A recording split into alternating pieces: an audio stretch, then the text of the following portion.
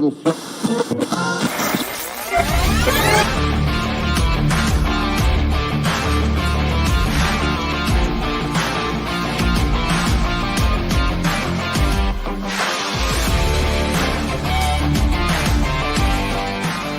challenged me. He said, you should meet 2 or 3 people every day. We're talking about how to level up on LinkedIn and engagement, being the go-giver, the idea that being open to opportunity.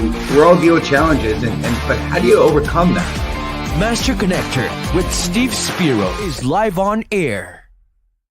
Hey, welcome everybody to the Master Connector Show. I'm Rob Genovesi, and I'm here to co-host with my buddy here, Steve. But let me tell you something. If you don't know Steve, you got to know Steve. The funny thing about Steve is he and I go way back.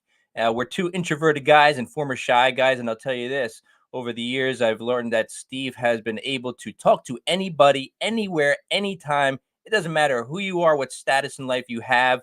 I know that in the beginning, he and I were frightened to talk to people. Now, here he is, the Master Connector himself, connecting everybody with everybody else, Mr. Steve Spiro. Rob G, I appreciate you, bud. Hey, what's going on, friends? Steve Spiro, the Master Connector, coming at you live and direct here. And hey, we're gonna have a great time today. So make sure you're in the comments, connecting with each other. Make sure, listen, you count, and we want to know you're here. We don't want to just, we don't believe in LinkedIn lurkers. We are LinkedIn participants. So get in the comments, connect with each other.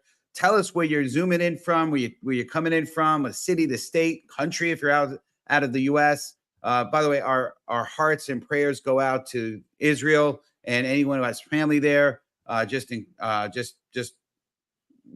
Warm regards to them and prayers go to them.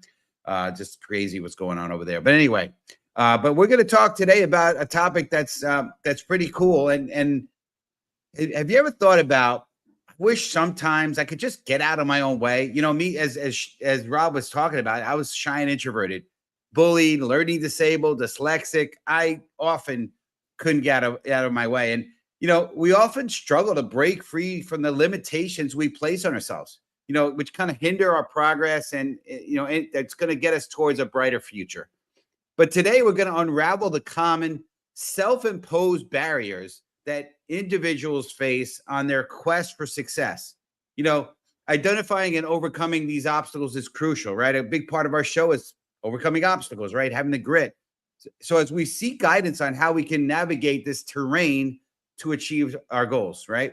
We will explore practical strategies that combat self-sabotage, aiding us on the road to success and fulfillment and in life and in business, right? We'll also dissect the notion of expanding one's highway rather than building another, right? A lot of times people think I'm going to tear this person's, building down for my building to be, the taller building, right? And we're not about that, right? We're about uplifting, inspiring, and encouraging, right? And so how we can enlarge our paths to success and enriching our journey without starting from scratch. Our guests will share insights to building and maintaining the resilience and endurance essential for the relentless pursuit of our goals, especially when faced with setbacks. We all, as you heard in the intro video, we all deal with setbacks, right? We all with challenges, right? You're going to hear stories of triumph, moments where individuals shattered their self-imposed limitations, allowing their true potential to shine. These tales of courage and growth will inspire us all to break free from our self-imposed constraints. And finally, we'll explore the essence of a good life, understanding how aligning our ambitions and actions with our unique vision of fulfillment is pivotal. Self-awareness plays a vital role in this pursuit, and our guest will guide us in this enlightening exploration. So get ready to be inspired, to gain insights, and to embark on a journey towards breaking free from the shackles of our own making. So if you're ready, I'm going to have my co-host, which, Rob, I appreciate you, sir. You've been an incredible blessing in my life. Known you for, God knows, 27 years, something along those lines. And it's been amazing, just having you in my life. And I'm so blessed to have you on the show here, co-hosting with me. So I'm turning it over to you, Mr. Rob G, to introduce our guest. Thanks, Steve. And, today's topic, today's show is about getting out of your own way. And I can totally relate to this. I remember, Steve and I, everybody shared some early mentors back when he and I were clueless. And I'll tell you, sometimes the talks between mentor and us was, look, you need to get out of your own way. You're the one that's stopping you. You're the one that's holding yourself back. And, at least to me, maybe not so much to Steve, I couldn't comprehend what that actually meant. Like, how do you get in your own way? Like, I'm moving forward. I want to move forward, but I didn't really know how. And we're going to talk with a guest today who's going to talk about this getting out of your own way. If anybody's ever said that to you, you're going to want to listen in because it's something that you have to do internally. I've learned to do this through the help of many mentors and coaches over the years. A lot of reading, a lot of self-learning, self-development. But we're going to bring up Jay in a second. He's going to talk about some of this stuff. So listen to this. This guy, Jay, I haven't met him yet. All right. We barely exchanged a couple of words. But I'm excited to have him on here and talk with him because I got to find out what goes on in this guy's mind, right? Jay, he's a nationally syndicated radio talk show host. He's the CEO and creator of the Thrive Sales Mastery course. He's a noted 10-time author, a keynote speaker, sales psychology trainer, and #1 action tainer in the world. Now, listen, Steve, this is not just a guy who does some business stuff. I learned about this guy. He's a competitive bodybuilder. Now, look, I'm into fitness and, I work out regularly, but this guy takes it to a whole nother level on a very humble note. He's not necessarily out there posing all over the gram, but I've seen some pictures and this guy's pretty jacked. And he's actually this past summer taken first place in a couple of competitions. He's going to be competing again this November. I don't know if he wanted me to talk about this, but I'm so impressed by it because anybody who builds businesses, writes books, is a speaker, is training people. And by the way, the dude is so physically fit and jacked. That's a whole nother level of success. So I'm excited to bring him on. Please, everybody, help us welcome to the Master Connector Show, Mr. Jay Maymi. Welcome, Jay. Hey, fellas, thanks for having me on. I appreciate you. I've been looking forward to this, so thank you. Let's do this. Let's do it, man. It's great to have you on here, Jay. And so Jay and I go back. I don't know if he remembers, but I do. And we spoke about it when we reconnected. He was in my phone from 2008, actually right around this time, August, well, a little bit before, August 2008. He and I met randomly at a deli in Westchester County, New York. And it's pretty crazy. And the man you've become. I mean, I didn't really know you that well. I was a chance random, encounter, but who you are is impressive. So we want to start this show off with the question here, Jay. And so community, type in hashtag barriers, right? Because we want to talk about barriers. One of the things that, we talked about before, right? It's overcoming barriers. So how did your journey as a 10-time author and renowned trainer shape your perspective on breaking through barriers to success? Absolutely. I think if anybody's honest with themselves, regardless of what level of success you've had, a little or a lot, you've got to recognize that in order to talk the talk, you have to walk the walk. So it's very difficult to write about or talk about barrier breaking, getting in your own way, unless you've had the experience of being a culprit of that, right? So yeah, the books, the training, everything I've done, I speak from a place of personal experience because I have had my own struggles with getting in my own way. Now, there's a difference between recognizing that you are your own stumbling block and then doing something about it. And then the other challenge is being completely clueless. So you continue to make the same mistakes and you find yourself in the same place month after month, year after year, decade after decade, and you're wondering what's going on. And it's because your radar isn't fine-tuned to recognize those personal barriers that you set for yourself. You're blind to them. Absolutely. It's funny, being a martial arts guy myself, we would often have, wood that we would have to break through, right? And it's what we were taught was you got to aim past the goal, right? You gotta, you're not aiming at the board. You got to aim 3 or 4 inches past the board. Mm-hmm. And that was not just a symbol of strength, but focus, but also symbolic of, breaking through, some of the things mentally, not just physically, but mentally that we thought we couldn't do. And so a lot of times this is a journey of self, right? It's a lot of times our own biggest enemy can be ourself. So we're gonna kind of go to the next section of this topic here, and I want you, community. And by the way, welcome Kenneth. I know he's just there. George, glad to see you on the show. Yolanda, we love and appreciate you. Thank you for always being here with us. We just appreciate you big time from Texas, right? And make sure if you're watching, just get in the comments. Tell us you're here. Tell them where you're tuning in from so you can connect with each other. But yeah, type in hashtag self because we want to talk a little bit about that. So Jay, so what are the common self-imposed barriers that individuals face, when striving for success, and how could they identify and overcome these obstacles to achieve their goals? I got to tell you something. That's a great question, and let's start with a handful of them. In the book I wrote, 10 Toxic Traits That Keep You Broke, Busted, and Disgusted, I wanted to take a closer look at these progress inhibiting behaviors. So barriers, traits, they have the same effect. I can tell you that probably, they're all equally detrimental. But I think just to kind of give you a trailer of the answer, the first one is really having a not knowing who you are. Having what I call an identity crisis. Now, I don't mean a gender crisis. That's not what I'm talking about. I'm not talking about that lingo. What I mean is you don't even know who you are. And when you don't know who you are, in terms of not your name, not where you grew up, but who you are, what makes you tick, what gets you excited, what gets you discouraged, what is it that you enjoy doing? What is it that you don't enjoy doing? What are your talents? What are your skills? What is it that you have no business getting involved in? And what is it that you have all the business because you're called to do that? When you don't know who you are, you become whoever else somebody says that you are. When you don't understand what your genetic makeup is, what your academic makeup is, what your DNA is, then somebody else is going to mold you to fit their narrative. Does that make sense? So I think the first problem is not knowing who you are. That's a barrier.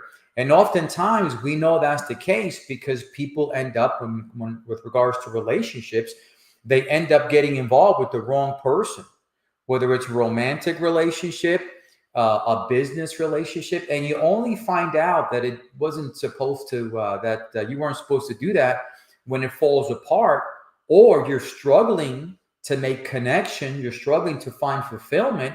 Well, heck, you weren't supposed to be with that person. You weren't supposed to get hooked up with that business partner.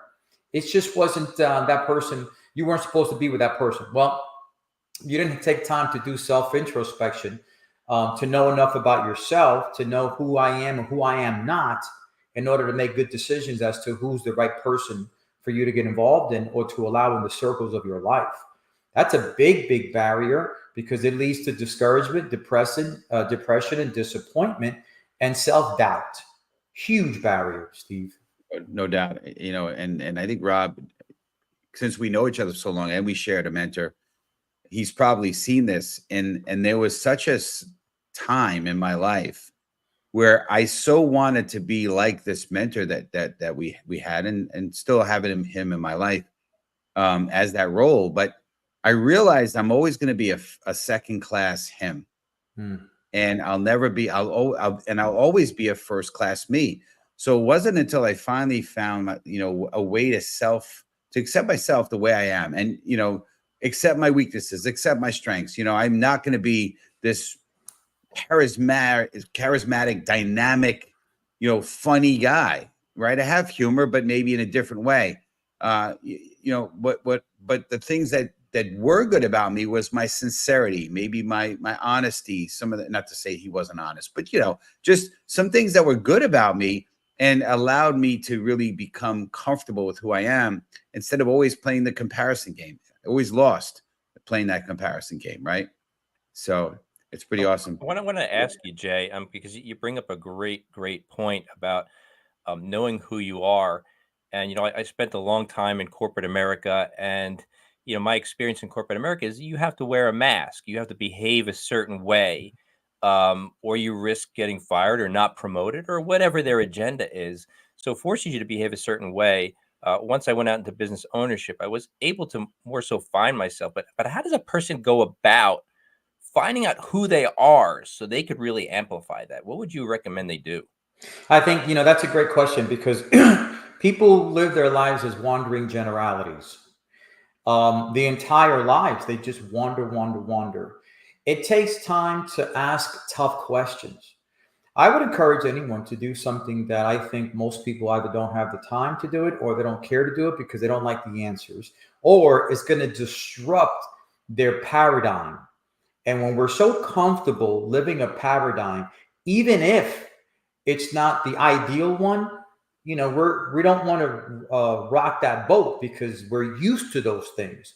But in order for you to really disrupt that, you have to ask yourself tough questions. And I'm going to give you the trailer answer to that. But one of those tough questions or one of those introspective questions is, what do I like? What is it I don't like? If I were going to design me, what would that me look like? So take a third person position and say, this guy, Maymi, or this guy, Steve Spiro, if I am going to identify with that guy, Steve, who does that guy, Steve, need to be? What are his traits? What are his personalities? What are his strengths? What are his weaknesses? What does he like? What does he don't like? What is he willing to compromise? What's he not willing to compromise? Until you get so crystal clear on who that person is, who the image is, and then you could begin to mold yourself. If you're very close to that profile, wonderful. But the further away you are, the more inner work you're going to have to do to align yourself with that vision of the person who you feel you are, but you are far from. That's the work. And unfortunately, as I said earlier, most people are wandering generalities, guys, because they don't ever arrive at the realization of their identity is off the charts. Their identity is not even in the same space that it should be, but then they don't take the time to do the work, to ask tough questions. And then once they get those answers, do the work to change, because the paradigm that they're living in, it's a comfort zone. Absolutely. And I've learned that that there's danger in the comfort zone, and I tend to live in that myself. But it's interesting, right? So, martial arts background, we're going to talk about combating, right? But not the kind of combating you're thinking of. So type in #combat. But here's the question, right? So a lot of times I think we do the self-sabotage thing. So what are some practical strategies to combat self-sabotage in ways to pursue success and a fulfilling life? Well, I think one of the ways to confront self-sabotage is ask yourself a question. What is this costing me? What is this behavior costing me? Or it may not be a behavior that you are practicing right now that's costing you. It may be a behavior that you're not practicing that's costing you.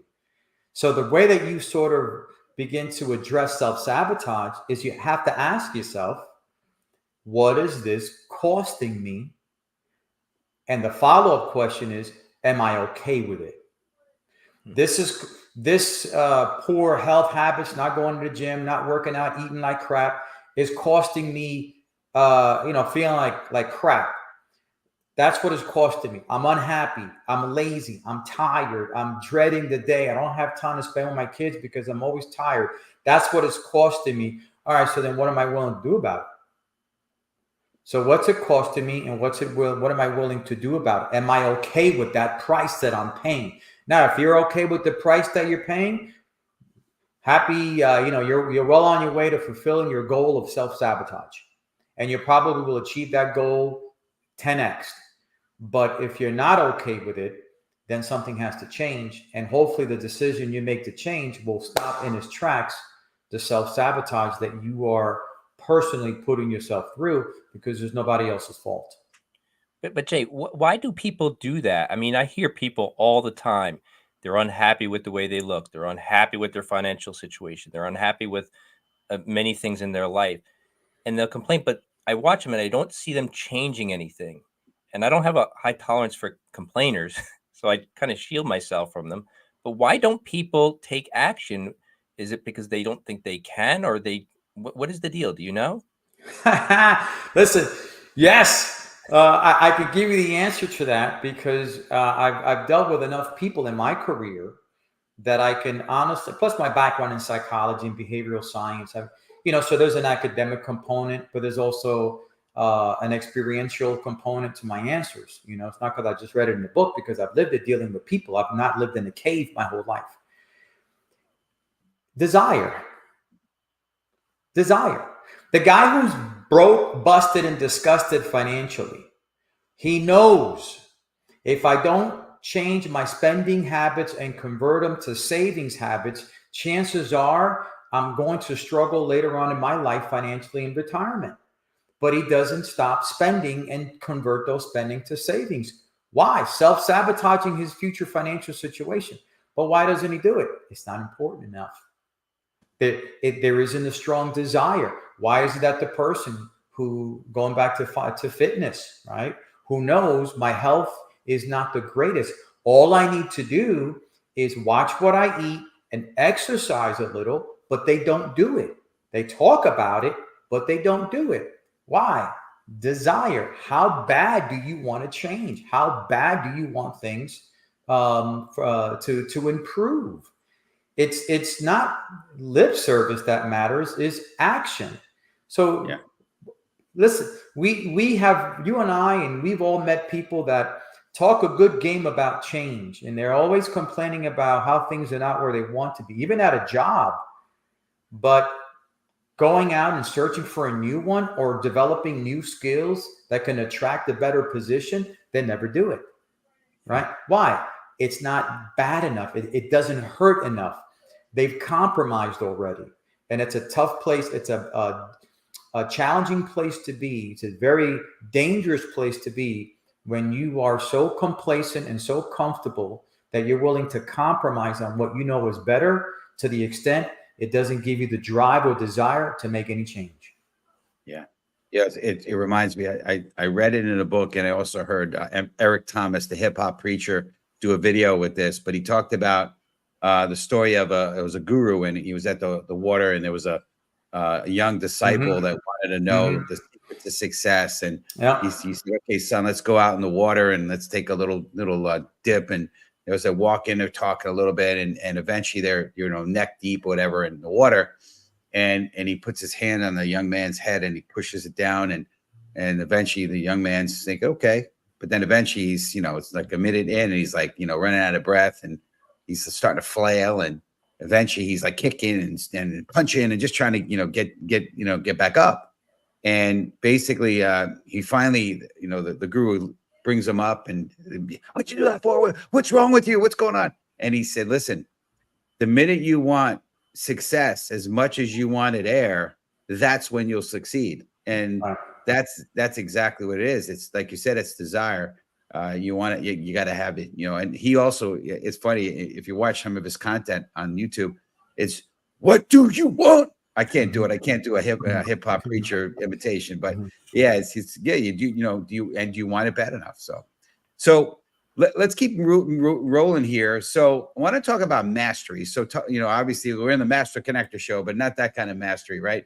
It's mastery of success. So type in #mastery community. And we appreciate, by the way, there's somebody who's on that we can't identify, because you need to figure out how to make sure that we can get you as a person. It just says LinkedIn user, but I just see Mark is on here, and we appreciate you, Mark. And I think there's a couple other people that came on here. So George, I don't know if I acknowledged you, but glad to have you on here. But so let's talk about mastery. So as the CEO and creator of the Thrive Sales Mastery course, okay, how can individuals integrate the principles of sales mastery into their personal lives to enhance their success and happiness?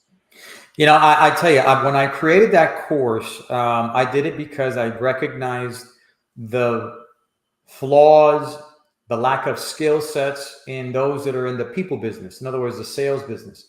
Which the reality is, we're all in sales, whether it's a profession that pays us an income or we're parenting. We're in sales. we're always trying to convince someone else of our point of view, right? That's sales, right? Persuasion. But in the business sense, I realized, okay, I see so many good-natured people, professionals that are missing the mark. They're not achieving the kind of success I know they want to have. And it's because they don't understand the psychology behind sales. They don't understand the etiquettes. They don't understand the language. They are just raw. Most companies do not take the time to teach sales other than a few courses here and there. And it's not a skill that we're born with. Some of us are natural born salespeople, but that's not the majority of people. So one of the things that I wanted to do was create this course to give that individual a chance to understand human interaction. What works, what doesn't work when you are persuading someone to your point of view, so that you could become a master in not only sales, but in communication, and then leverage those skill sets into personal relationships as well. Because as I said earlier, sales is happening all day long, whether it's involving in a transaction for business or not, right? You're always trying to convince somebody to do that.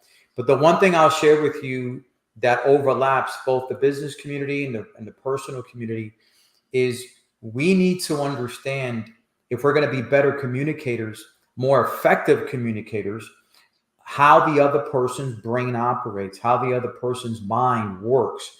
Trying to convince someone, persuade someone, relay effective communication with another person without understanding what's happening behind that coconut of that person in front of you, what's happening in the programming and the wiring. It's like going to war with one arm tied behind your back. You're debilitated. Good luck with that, right? You might get a few swings in, but in the end, you're going to lose the battle. That's how important it is to become a master at understanding another person's, first of all, how to become a master, how to communicate your message to another person, knowing how they're thinking as well. It's a great course. So yeah, and definitely make sure you check it out, community.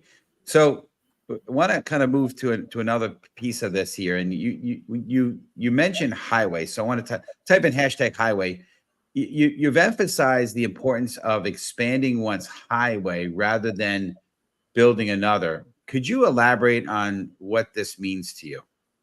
Yeah, I that whole thought pattern came when I heard someone years ago use the cliches, you should stay in your own lane. Now, I understand why they say that, hey, stay in your own lane, don't get involved in too many things, don't be a jack of all trades. And I was uncomfortable with that cliche, because it's not about staying in your own lane and sort of warding off other opportunities that you're gifted for, but it's more about staying on the highway where you can create multiple lanes, which are multiple expressions of your talent. See, when you're talented in one area, you're gifted in one way. It doesn't mean that gift or that calling can only be expressed one way. I have an opportunity to speak. Well, I'm not going to just use the platform of a stage to speak. I'm going to use other platforms, other lanes in that highway, like the radio show, like podcasts, like all these other things that I do, writing books. Those are all multiple expressions of the same gift. Those are multiple lanes, but it's the same highway. My highway, I've learned quite a few years ago, is the highway that is set, the calling to impact, influence, instruct, inspire others for their good and the good of their world. Well, that's my highway. So I can create multiple lanes as long as I stay on that highway. The minute I start doing something that I have no business doing, I'm not called to do it, I'm not gifted to do it, I don't have the passion for it, but maybe I get distracted, maybe I'm chasing the shiny object, and I look over there and I say, okay, I like that highway. Chances are I'm going to fail going to that highway because I have no business being there. So it's not about staying in your lane. It's about creating multiple lanes, but as long as you stay on the same highway, the highway that you're called to be on, that is the way you can express your gifts and talents to really to empower the world. What I think is important about what you just said, Jay, was, I love the idea of, you're on your highway, but you create multiple lanes. And that's understanding what you're really good at, but then understanding what your mission is. Because what you said was what you're called to do. Mm-hmm. And I don't think people give that a lot of thought or don't listen sometimes to that intuition or that inner nudging that pushes them towards what their calling is. They ignore it because, well, I want to do because I need to make money. And sometimes money lures us down the wrong road because we're chasing the dollar. But if they would just understand their mission, and as a brander, I talk all the time about writing your mission. And people will overlook the importance of this because they don't see it as important. But when Mm-hmm. you have your mission, to your point, you know exactly where you're going. And then if an opportunity comes up outside of the current lane you have, at least this was my experience. I got into business and branding specifically to help make a personal an impact in people's personal lives through business. So I know some people might donate their time. They spend a lot of time working in nonprofits and the charitable ways, and that's all good. And we have our ways of giving back, but I don't spend my time there. I go right to small business owners. I go right to medium-sized business owners and make an impact there. But I'll do other things that are in line with that mission. I'll never get off base that way. So I won't Mm-hmm. veer over there because it's good work or worthwhile or even profitable. I'll turn away profit if it's not, like you said, on my highway. Mm-hmm. Yeah, I want to just chime in on that. This is a great conversation, and I think we all have slightly different perspectives on it. So early on in my life, I had three parallel courses I was running, right? And my dad had a liquor store. I was thinking, okay, maybe I would go into the liquor industry, right?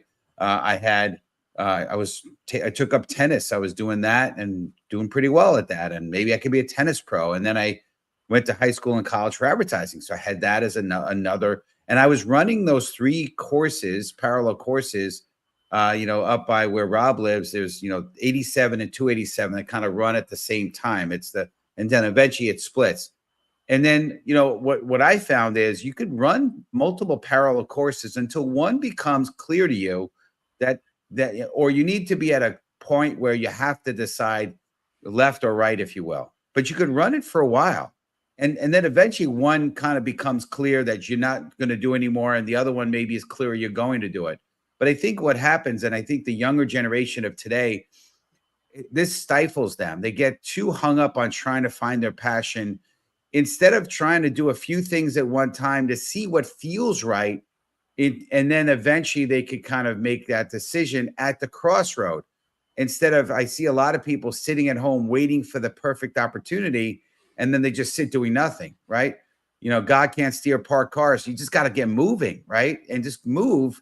And eventually you'll find the right way for you. And, for me, it's, there's, I do consulting. I do, obviously the speaking. I've got the book like you. I've got the show and all that, right? So, but you start to feel what's feeling the best.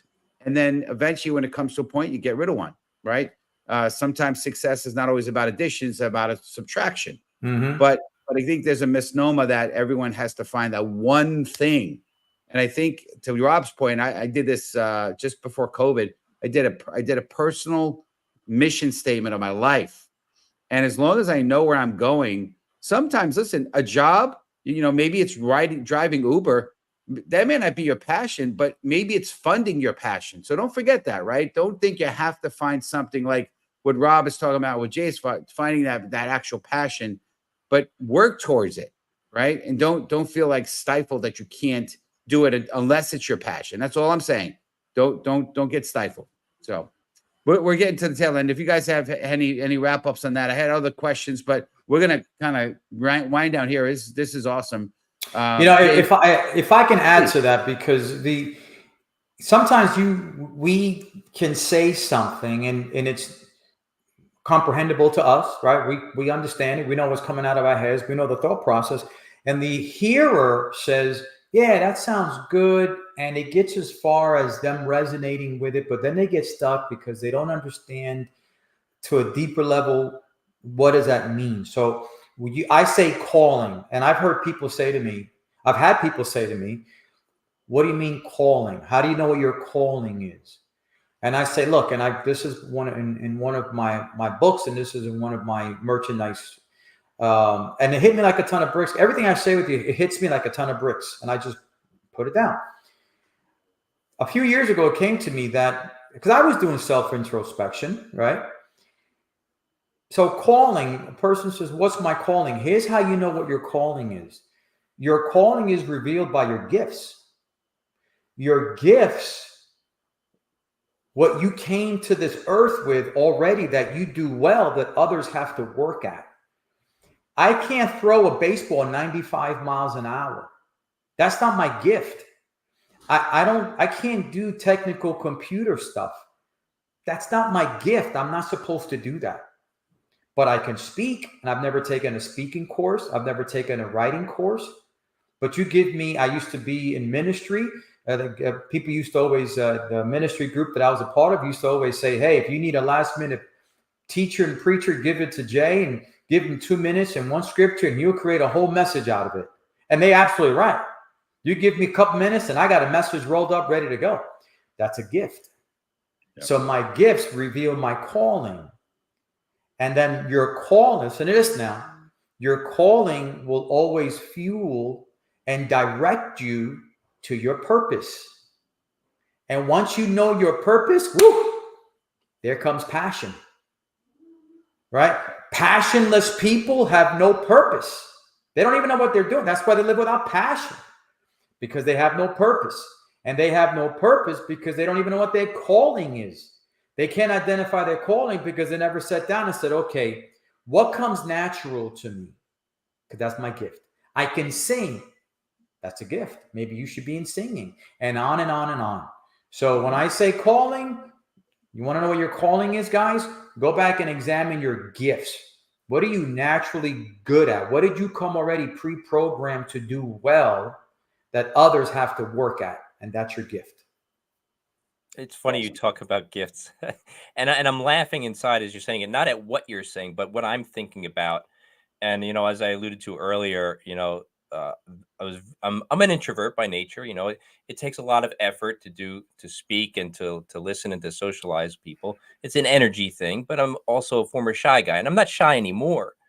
But when I think back to those times very early on, that was hard to do. To talk to somebody was physically hard to do. If I even saw you and I kind of knew you from school, like back in high school, I would go to the store and I'd see somebody who I knew from school and I would run the other way because I would have to talk to them and I couldn't do it. I didn't understand. How do you know what to say? Like, that's how clueless, but how shy also, because I was scared.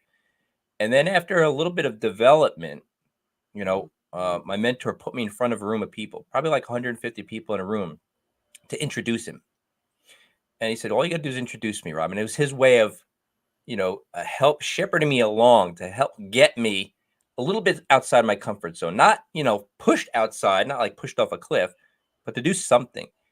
And I introduced him. And the next time he said, okay, I want you to just talk about, you were telling me you read this book.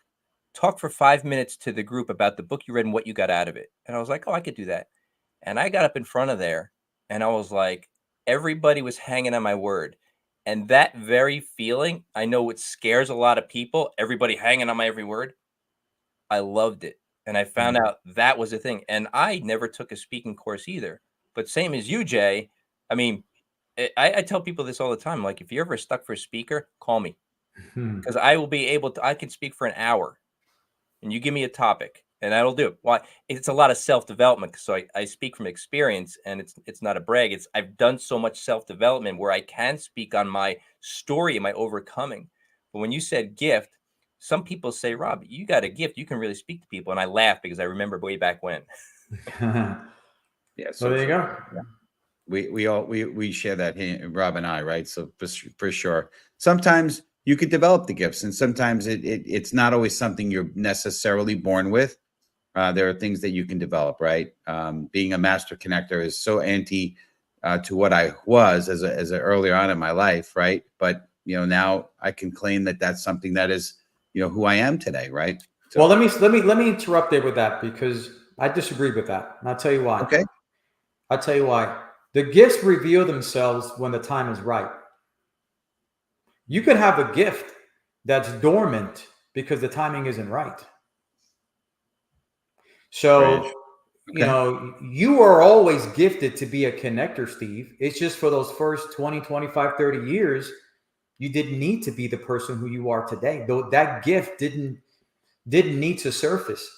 It surfaced when it was supposed to, but it was always there. You know why? Because even if that gift surfaced, or let's say you think it's something that you develop, if it doesn't matter if you worked hard at developing it, you enjoy doing it now. You enjoy it, right? You really love it. You wouldn't be loving it. You could be great at connecting, but deep down inside, you wouldn't love it, right? How does somebody know whether they love something or not, or something they're supposed to do? Because this is the language that they said. They get up in the morning, they go to work, they say, I have to go to work. I have to do this. I have to work out. Well, that's the person who says internally, if I could be doing something else, I do it. I'm doing it because I have to. There's no passion there. The person who has passion, they say, I get to work out. I get to go to this gym. I get to be married to this person. I get to do this show. I get to write books. I get that comes from a place of it's a privilege and I enjoy it and I'm passionate about it. That makes sense? 100%. Yep. Thank you for that, for clarification. Speaking of gifts, I think Robbie G, I think wants to talk about that, right? Yeah, I believe Jay is going to offer our audience something for free. So we appreciate this, Jay. And then Jay's going to give away a free Thrive Sales Mastery training session. Look, you want to get with Jay. If you've been listening, you've been following along, this is not a guy that messes around. He knows how to get results. He's got the proof to back it up. And he's got a lot of different experiences, and having the experiences that he has, being able to translate into getting success for people is something that everybody's looking for. Well, you got a guy right here that's going to help you do it. So, Jay, how do you want them to contact you in order to take you up on this free training session? Should they go to your LinkedIn or what? Well, listen, they can go to LinkedIn. I'm easy to find. Just search my name, connect, and let me know that you saw the show. We can go from there. Or you can send me an email, jay@thejmaymi.com. You can do that as well. That's great. Well, we appreciate you, Jay, getting on here with us. I know you have a lot going on in your life, and we definitely don't take it for granted. Also, community, we love and appreciate you as well. We wouldn't be here. We wouldn't have the show if it wasn't for you. So just thank you very much for being here and honoring us with your presence. Make sure if you're enjoying this, share it out with your community. If you're watching this on the replay, type in hashtag replay. But make sure to tell everyone about it, because to us, listen, in my opinion, we're living in a world where there's a lot of darkness. There's a lot of loneliness. There's hurting people out there. I mean, I'm not even just talking about what happened in the Middle East with Israel, but we need to always remember to shine our light, right? To uplift, to encourage, to inspire other people. Let's be that light, right? Make sure you're uplifting somebody today, whether it be through a text, through a voice note, through just a word, whatever, but just make sure that's our mission. To me, Jay, that is my ultimate calling, which is to be the light. And however we can do that, I believe that's our purpose here. And, just like if you put your candle or your match and you light another match with it, it doesn't diminish yours, right? That's what we want to do here. By being the light, it's only just brightening the world and this dark place. So we appreciate you. Make sure next week to tune in. We're going to be together for, it's going to shift gears a little bit and talk about networking. Actually, the topic title next week is networking equals cheating at poker. Okay. So it's going to be an intriguing conversation with a guest, Chris Borgia. So it's going to be a fun. So same bad time, same bad channel next Wednesday, 1 p.m. Eastern. Make sure you join us here. But listen, like I said, be the light, go inspire somebody. And Jay, so much appreciative for you being on with us here, sir. And God bless, and we'll see you guys next week. And we're going to exit out with a video here.